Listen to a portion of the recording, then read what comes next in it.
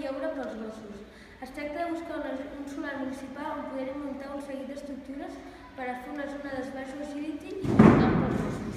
L'agility és una activitat que cada vegada està tenint més tirada entre els propietaris de gossos per tal d'exercitar els seus animals.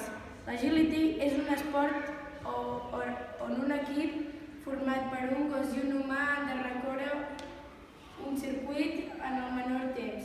L'humà guia el gos sense tocar-lo i li dona ordres perquè passi per una sèrie d'obstacles com rampes, tubs, tanques, etc.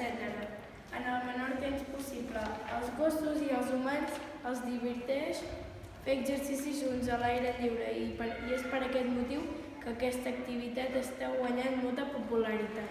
També hi ha d'haver una font per a veure els gossos i una font rentamans per als propietaris. També el perímetre exterior del parc respecte al vial públic s'ha tancat per tal d'evitar que els animals puguin sortir del recinte. L'accés del parc es fa mitjançant una doble porta batent. També són necessaris bancs i papereres.